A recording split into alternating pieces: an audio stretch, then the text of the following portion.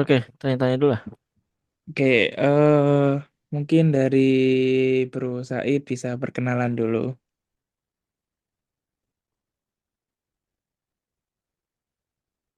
Halo, Iya, halo. tes. Ya, perkenalan, Bang. Oke. Selamat sore, Fahmi Adrian. Rian, Ya, ya, panggilnya Rian ya. ya Rian, Rian. Oke, jadi nama saya Abdullah Said. Ya, saya seorang pegiat kripto dan juga financial market lah intinya. Oke, oke. Saya suka ngelihat saham, suka juga ngelihat aset-aset investasi lainnya, dan juga ya saya juga pegiat kripto sudah sejak 2021 gitu. Nah, mungkin sedikit tentang saya. Jadi saya bukan sekedar pegiat kripto, namun saya juga seorang praktisi di financial market. Saya seorang investor sejak 2022. Saya mengikuti kripto sejak 2021, namun saya baru invest di 2022. Pada saat itu aset pertama saya Bitcoin, Solana dan juga Cardano. Lalu setelah itu tahun 2023 saya mulai beranikan diri invest di meme coin. Saya juga eh, invest di saham ya pada akhir 2023 yaitu sahamnya emiten Prajogo Pangestu. Mungkin Rian tahu Tahu? kayak Cuan, Ya, coba. terus BRN, Ya, ada brand. TPIA, nah itu saya punya barangnya. Terus juga selain itu saya juga masuk di emitennya Pak Dato Sri Tahir ya, Mayapada Hospital SRAJ. Oh, my God. Salah satu Rumah sakit terbaik.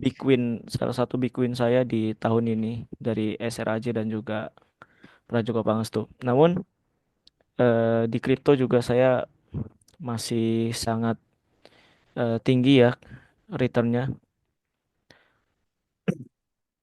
walaupun di saham lebih tinggi karena situasi saham di Indonesia itu sekarang banyak bandar ya, jadi saya termasuk penganut bandarmologi lah istilahnya. Oke, oke, oke. Ya, Nah, oke. Selain itu saya juga sempat mendirikan komunitas investasi kripto ya, yaitu Crown Traders bersama teman-teman saya pada pertengahan 2024, sekitar bulan Mei Juni. Itu ya lumayan orang yang bergabung, ada ratusan orang bergabung. Di situ saya mengajar mengenai bukan mengajar, salah, maksudnya sharing. Karena jujur aja saya ya termasuk baru ya, meskipun dari 2021 saya termasuk baru dan masih pemula. Saya cukup sharing aja ke teman-teman yang ada di Crown Traders mengenai fundamental dari kripto, sejarah dari Bitcoin, apa itu utility dalam kripto, bagaimana proses dari blockchain, bagaimana suatu koin itu bisa dapat bekerja dan siapa aja orang di balik sebuah koin. Terus kenapa sebuah koin itu bisa punya fundamental dalam tanda kutip sehingga koin tersebut layak dibeli. Terus juga kami cukup aware ya, cukup peka dengan kondisi ekonomi dunia juga karena pasar kripto ini kan yang pasar yang sangat cepat eh, melepas. volatile ya dan sangat terpengaruh oleh kondisi ekonomi dunia kayak kayak misalkan perang di Timur Tengah ya, Israel Palestina, Lebanon, Syria dan lain sebagainya itu bisa mempengaruhi harga dari kripto secara umum gitu. Oke, jadi itu ulasan singkat tentang saya. Oke, Bang.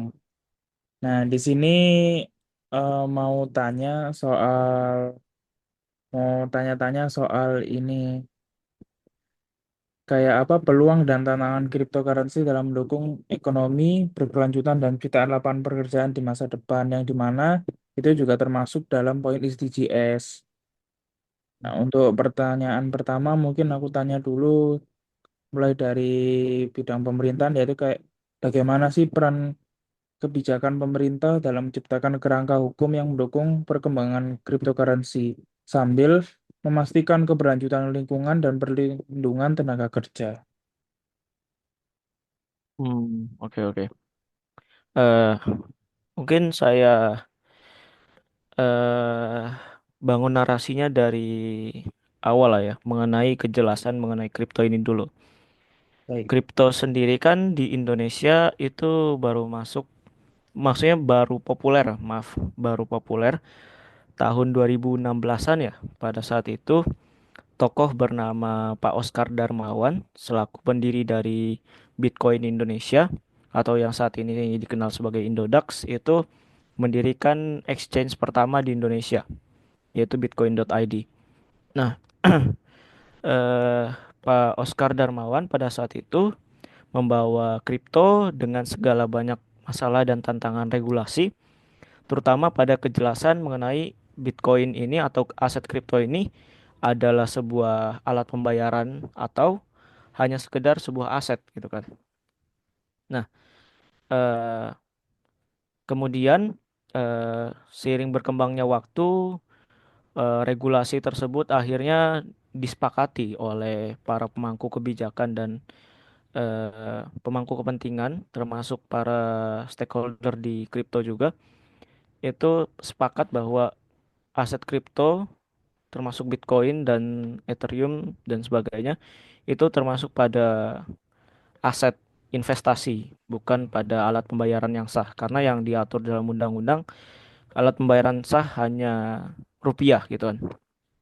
Iya, Nah, gimana sih kalau tantangan regulasi ya dan juga eh, peran kebijakan pemerintah dalam menciptakan hukum ya untuk mendukung perkembangan cryptocurrency ini, terutama keberlanjutan lingkungan sama tenaga kerja tadi ya.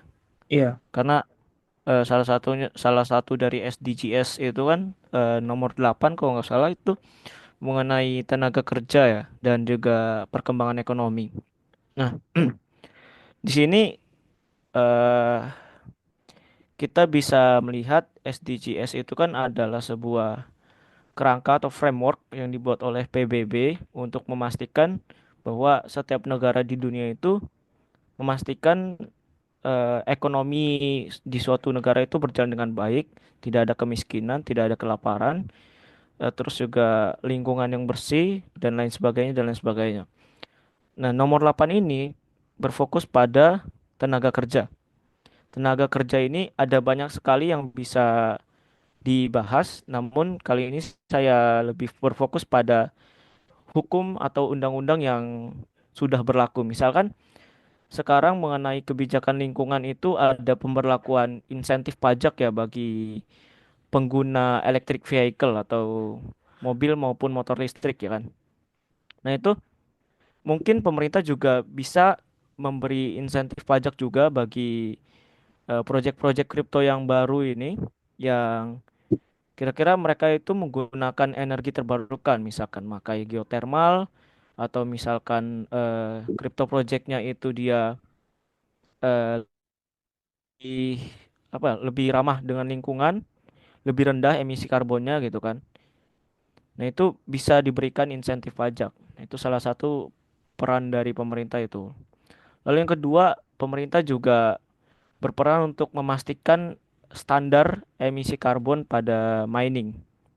Karena eh, di berbagai belahan dunia standar emisi karbon itu sudah dibahas ya, karena ya banyak negara maju yang sudah melek akan kripto dan juga mining, sedangkan Indonesia eh, masih early adapter lah ya mengenai kripto ini, masih sangat baru. tahap awal gitu kan. Iya, Nah, untuk di negara lain sendiri itu misalkan di Cina itu pernah melarang mining kripto karena konsumsi energi listriknya itu kan menggunakan batu bara yang mencemari lingkungan ya. dalam tanda kutip kita bisa menilai bahwa batu bara memang salah satu penyumbang karbon dioksida terbesar dan yang berperan dalam efek rumah kaca sehingga ya lingkungan menjadi lebih panas dan sehingga ada berbagai dampak lingkungan yang ditimbulkan dari energi batu bara tersebut. Lalu negara-negara di Nordik misalkan kayak Islandia, Norwegia itu mereka sudah menggunakan energi ramah lingkungan ya kayak energi geotermal, hidroelektrik dan sebagainya. Terus juga yang baru-baru ini tahun lalu atau awal tahun ini negara El Salvador ya, negaranya Mister One itu sudah mulai menggunakan energi geotermal sebagai mining untuk Bitcoin mereka gitu. Nah, adapun beberapa blockchain seperti Ethereum itu juga mereka beralih dari proof of work ke proof of stake atau POS ya, yang pakai energi listriknya itu jauh lebih rendah dibandingkan POW atau proof of work. Karena untuk proof of work sendiri butuh banyak sekali energi listrik, butuh banyak sekali komputer untuk bisa memastikan bahwa jaringannya ini aman. Sedangkan kalau stake itu hanya dalam satu jaringan, jaringan besar dalam satu server. Nah, itu akan dipastikan atau divalidasi oleh beberapa komputer yang tersebar di seluruh dunia. Jadi tidak perlu eh, berpusat gitu. Sehingga konsumsi energinya jauh lebih rendah gitu. Selanjutnya mengenai tenaga kerja ya. Iya, Nah, mungkin pemerintah juga bisa ini ya menerbitkan aturan atau ya setidaknya membahas lah mengenai regulasi perlindungan tenaga kerja gitu. Karena di Indonesia sendiri tenaga kerja di bidang Web3, blockchain dan kripto itu masih sangat abu-abu. Belum ada serikat pekerjanya maupun asosiasinya maupun kejelasan bagi profesinya gitu. Belum menjadi profesi yang diakui dalam nasional gitu. Badan Nasional Sertifikasi Profesi sendiri belum mengakui bahwa Web3 itu sebagai salah satu profesi yang diakui di Indonesia. Namun adapun yang diakui salah satunya adalah pengamat atau financial analyst khususnya ini analis pada technical analysis pada kripto. Nah, jadi salah satu profesi yang nyambung dengan kripto yang diakui oleh negara adalah technical analyst terhadap kripto gitu. Namun pekerjaan-pekerjaan yang lain seperti data analis buat Web3, terus juga blok developer blockchain, terus community manager blockchain dan lain sebagainya itu masih sangat abu-abu dan belum ada regulasi yang jelas mengenai hal itu. Gitu. Itu untuk pertanyaan yang pertama. Selanjutnya apa, Rian? nah untuk pertanyaan gua kedua mungkin seperti yang tadi Mas Said katakan kan di kripto ini kan menciptakan pekerjaan baru ya seperti di Web3 dan lain-lain itu ya. Nah, dan memang untuk saat ini kan belum diakui. Nah, itu untuk bagaimana menciptakan peluang lapangan pekerjaan baru dan terutama di sektor Web3 dan lain-lain ini tanpa memperparah kesenjangan keterampilan, yaitu ada skill gap di kalangan tenaga kerja. Karena kan memang benar-benar masih abu-abu dan ilmunya pun sangat jarang bisa ditemukan di Indonesia. Terima kasih. Oke, mengenai potensi atau peluang dari penciptaan lapangan pekerjaan ya. Iya, Dia betul sekali di Indonesia masih sangat baru ya mengenai kripto dan Web3 dan sejenisnya itu sehingga ada skill gap tadi. Nah, mengenai skill issue sebetulnya di Web3 tidak hanya yang berhubungan dengan teknologi, hal-hal teknis, tapi juga yang berhubungan dengan manusia seperti misalnya tadi saya sebutkan community manager, terus juga eh, edukator, terus juga content creator dalam kripto dan juga blockchain itu bisa menjadi peluang pekerjaan baru. Karena sejatinya Web3 itu tentang bagaimana masyarakat dunia itu mengenal dan mulai mengadopsikan teknologi baru. Nah, peran-peran yang bisa diambil mungkin pada tenaga kerja Indonesia yang skillnya masih belum mumpuni atau belum melek terhadap teknologi Web3 tadi, ya tentunya pada bidang tersebut seperti penyuluhan tentang kripto, edukasi, community manager ya, bagaimana orang-orang Indonesia bisa mengatur orang-orang yang terlibat dalam project kripto gitu. Misalkan ada project seperti Masa gitu kan oleh Keraton Solo ya. Itu pada awal tahun 2024 diluncurkan. Nah, itu eh, orang-orang Indonesia yang mungkin skillnya masih belum mumpuni bisa memberikan penyuluhan. Kenapa Keraton Solo itu memberlakukan menerbitkan token masa ini? Kenapa hal itu penting? Kenapa eh, hal tersebut itu bisa mempengaruhi kehidupan sosial di masyarakat? Dan gimana sih cara memahami kripto token masa itu dengan benar? Nah, itu ada peran-peran di situ yang mungkin bisa diambil dan tentunya penciptaan lapangan pekerjaannya sangat luas. Selain itu juga pada fintech ya dan layanan keuangan. Misalkan seperti Akademi Kripto misalkan. Akademi Kripto itu kan sebuah fintech edukasi tentang kripto yang dimana layanannya itu berbasis website dan aplikasi bisa ditonton oleh masyarakat ya lewat video-videonya dan juga ada news juga.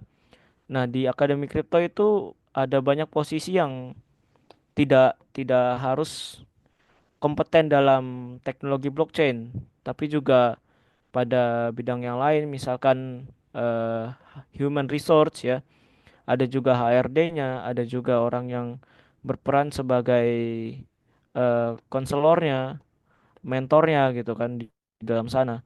Ada juga orang yang berperan sebagai afiliator juga bisa, afiliator token atau orang-orang yang promosi token ya, paid promote. Nah, itu sehingga punya ekosistem yang besar gitu. Jadi eh, di teknologi blockchain, Web3, kripto dan sejenisnya itu tidak terbatas pada hal-hal yang membutuhkan skill yang tinggi seperti skill-skill teknis, data analisis maupun developer Web3, namun juga ada hal-hal yang seperti itu. Gitu. Oke, baik. Untuk mungkin pertanyaan dari saya mungkin eh kan semisal dalam keraguan saya ini, misalnya kalau dibandingkan dengan platform investasi yang lainnya seperti di saham emas itu kan ada barang yang asli. Yang seperti tahu kalau misalnya saham yang seperti sempat dimention tadi, kalau sahamnya brand itu pemiliknya Prajogo Pangestu dan lain-lain seperti itu. Nah, untuk Bitcoin sendiri ini kan kita bahkan tidak mengetahui siapa yang menemukan, siapa persis yang menemukan, siapa yang asli. Nah, untuk itu apa yang bisa meyakinkan untuk bahwa investasi ini itu tidak scam gitu. Oke, oke. Eh, jadi hal yang sangat berbeda ya, yang sangat membedakan antara aset investasi kripto dengan aset lainnya seperti saham, reksadana, obligasi, surat berharga negara, reksadana dan sejenisnya itu adalah pada sentralisasi dan desentralisasi. Jadi kalau saham misalkan ya kita ambil contoh perusahaannya Prajogo Pangestu, BRN, Barito Renewables Energy. Itu Barito Renewables Energy mempunyai otoritas ya untuk menerbitkan sahamnya segelintir lembar saham untuk diterbitkan kepada publik sehingga publik bisa menanamkan modal kepada perusahaan tersebut. Nah, itu kan ada orang yang memanage uangnya, ada orang yang bertanggung jawab, ada perusahaan, ada naungan, ada yang memegang kontrol, ada yang memegang kendali, yaitu Prajogo Pangestu dan staff-staffnya gitu. Jadi terpusat. Nah, sedangkan cryptocurrency itu adalah aset desentralisasi. Maksudnya gimana? Bukan sama sekali tidak berpusat, tapi memiliki pusat yang banyak. Jadi banyak orang yang eh, sering salah kaprah mengenai desentralisasi, banyak yang bilang tidak berpusat, salah. Namun memiliki pusat yang banyak, yaitu sistem peer-to-peer, yang dimana kita itu bisa memverifikasi, semua orang itu bisa memverifikasi mengenai asetnya ini asli atau enggak. Nah, kenapa cryptocurrency itu disebut-sebut tidak punya fundamental dibandingkan yang lain? Tentunya karena tidak adanya aspek fisik dari Bitcoin tersebut, karena tersimpan pada blockchain ya, kode-kode dalam blockchain dienkripsi melalui data dan disambungkan melalui jaringan internet. Sedangkan aset yang lain, misalkan saham, ada lembaran sahamnya, ada perusahaannya dan sebagainya dan sebagainya. Nah, eh, hal ini bisa kita lihat dalam Bitcoin sebagai contoh. Fundamental dalam Bitcoin itu apa? Jadi fundamental yang paling pertama dari Bitcoin adalah desentralisasi yang pertama kalinya dalam sejarah sebuah aset itu bisa dikontrol oleh semua orang. Jadi semua orang itu berhak mengontrol asetnya sendiri. Itu yang pertama. Lalu yang kedua transparansi. Di antara semua aset selain Bitcoin, saham misalkan, reksadana dan lain sebagainya itu tidak mempunyai aspek transparansi dan verifikasi publik. Kita nggak tahu nih saham kita itu dikelola seperti apa. Kita nggak tahu reksadana kita itu sudah sudah berapa nominalnya, diinvestasikan kemana. Mungkin ada beberapa informasi publik ya yang bisa disampaikan melalui rapat umum pemegang saham ya, maupun news-news yang ada di media massa. Namun dalam cryptocurrency ini setiap detiknya itu adalah kita bisa verifikasi bahwa ada jaringan-jaringan yang menghubungkan kita dengan jaringan yang lainnya sehingga kita bisa tahu nih bahwa aset kita bisa sampai ke dari satu orang ke orang yang lain itu dalam hitungan detik, dan orang tersebut itu dipastikan aman gitu karena kita bisa mengetahui jaringannya. Sedangkan kalau dalam saham tadi kita nggak tahu setelah kita menanam modalnya itu akan jadi seperti apa uang kita, seperti itu. Lalu eh eh, di Bitcoin contohnya itu ada kode yang dimana tertulis bahwa supply-nya itu terbatas, hanya 21 juta koin. Nah, itu tertulis dalam kode Genesis ya yang ditulis oleh Satoshi Nakamoto tahun 2008. Di situ beliau menuliskan bahwa satu-satunya aset di dunia yang terbatasnya itu transparan, tidak ditutup-tutupi, tidak seperti emas yang kita tidak tahu batas maksimalnya itu seperti apa. Tetapi Bitcoin adalah satu-satunya aset yang bisa diketahui batas maksimalnya hanyalah 21 juta koin, dan ditambang terakhir kali bisa ditambang itu pada tahun 2140. Jadi eh, hal-hal tersebutlah yang bisa menjadi fundamental dalam kripto. Ditambah juga ada aspek ya, misalkan dalam blockchain itu ada yang namanya private key ya, sebagai keamanan utama gitu. Nah, jadi kita sebagai seseorang yang memiliki aset kripto itu sepenuhnya memegang kendali atas aset kita. Tidak seperti saham tadi yang saya bilang berkali-kali, ada yang memegang sebagai otoritas, ada pengontrol. Kalaupun kita menggunakan misalkan sekuritasnya itu adalah layanan ketiga ya, pihak ketiga yang menghubungkan kita dengan perusahaan. Sedangkan kalau kita beli Bitcoin lalu kita transfer ke wallet kita, wallet pribadi kita, misalkan cold wallet, itu kita sepenuhnya memegang aset tersebut gitu.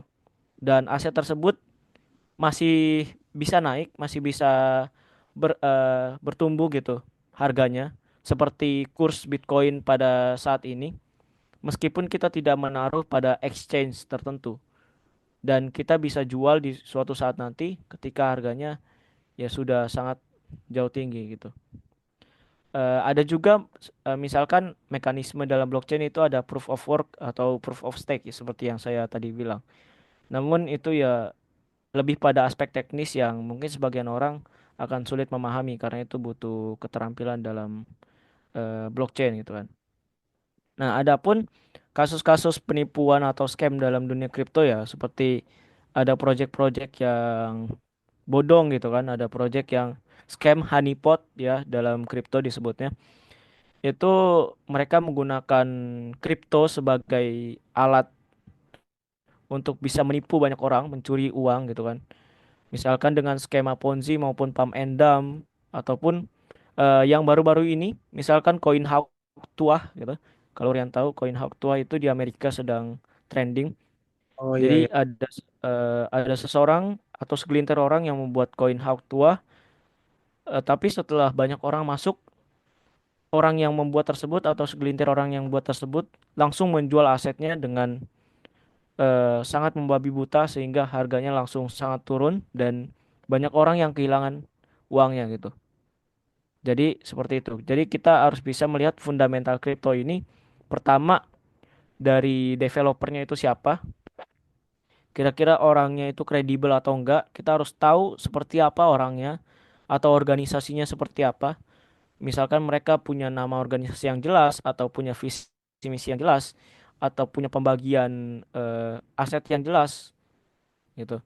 Lalu yang kedua, kita tahu utility atau kegunaan dari aset kripto tersebut. Misalkan Bitcoin sebagai alat pembayaran ya pada awalnya, meskipun sekarang digemari dan di Indonesia diakui sebagai aset investasi, namun pada awalnya diakui sebagai alat pembayaran kripto pertama di dunia. Nah, lalu pada perkembangan waktu, Ethereum dan berbagai proyek kripto lainnya itu mempunyai utility atau kegunaannya sendiri masing-masing. Ada yang real world asset, ada yang CBDC ya, dan lain sebagainya. Itu punya kegunaannya masing-masing dan punya value-nya masing-masing di masing-masing industri atau sektor gitu. Oke, itu aja Rian. Oke, baik. Terima kasih Mas Said untuk jawabannya yang sangat detail, sangat menjelaskan semuanya. Terima kasih. Mungkin Ya, ada lagi? mungkin itu saja sih, Mas, yang Oh, saya oke oke. baik. Terima kasih ya Mas untuk waktunya. Iya, iya. Sama-sama, sama-sama. Aman, aman. Baik.